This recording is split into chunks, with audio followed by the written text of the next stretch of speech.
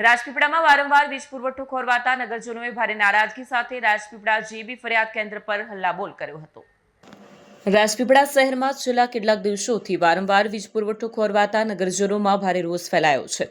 દિવસ દરમિયાન 2 થી 3 વખત વીજળી ગુલ થવાને કારણે લોકો ભારે હાલાકીનો સામનો કરી રહ્યા છે।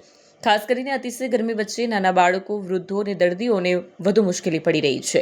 સમસ્યાના કાયમી ઉકેલની માંગ સાથે મોટી સંખ્યામાં નગરજનો રાજપીપળા જીબી ફરિયાદ કેન્દ્ર ખાતે પહોંચ્યા અને પોતાની નારાજગી વ્યક્ત કરી। નગરજનોનું કહેવું છે કે વારંવાર રજૂઆતો કરવા છતાં વીજળીની સમસ્યાનો સ્થાયી ઉકેલ લાવવામાં નથી આવતો। નગરજનોના જણાવ્યા અનુસાર તેઓ સમયસર વીજ બિલની ચૂકવણી કરે છે, છતાં વારંવાર વીજ પુરવઠો ખોરવાતા દૈનિક જીવન અને વ્યવસાય પર પણ અસર પડી રહી છે। લોકોએ માંગ કરી છે કે આગામી સમયમાં આવી પરિસ્થિતિ સર્જાય નહીં તે માટે વીજ વિભાગ દ્વારા તાત્કાલિક પગલાં ભરવામાં આવે અને સમસ્યાનો કાયમી નિકાલ કરવામાં આવે।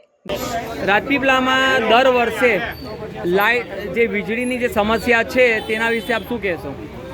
દર 4 દાડે લાઇટો જાય છે। આ લોકો શું કરે તે જ ખબર નથી પડતી। એમને વીજ લોડ વધતો હોય તે પ્રમાણે ટ્રાન્સફોર્મર બદલવા જોઈએ, એ કોઈ કામ કરતા નથી અને એમની મીતે બેસી રહે છે। સાહેબોની ઘેર લાઇટો રહે છે અને સામાન્ય પ્રજાની ઘેરે લાઇટો રહેતી નથી। કલેક્ટર સાઈડ કમ લાઇટો નથી જતી ને આપણે પણ જ કેમ જાય છે, તેનું કારણ શું છે? તો આ રીતનું ના થવું જોઈએ અને દરેકને સરખો ન્યાય મળવો જોઈએ, એ રીતની અમારી માંગ છે। અને ફરીવાર લાઇટના હવે વારંવાર ટ્રાન્સફર ના જાય તેની કાળજી રાખવા વિનંતી છે।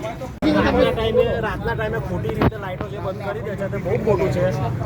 આ રીતનું દર વખતે ના કરવું જોઈએ અને માર્ચ આવે છે અને બિલો તો આવી જાય છે ટાઈમસર ડ્યુ ડેટ સાથે અને પકડ ગાડીને ઉભો રહી જાય તો ટાઈમ પર લાઇટો બી મળવી જોઈએ ને। તરત આવીને પકડ ગાડીને ઉભો રહી જાય કે ભાઈ આ તમારું બિલ ભર્યું નથી, ચલો કાપવામાં આવશે, આવું તેવું। વિડીયો જર્નાલિસ્ટ વસીમ મેમણ સાથે સત્યા ટીવી ન્યૂઝ, નર્મદા।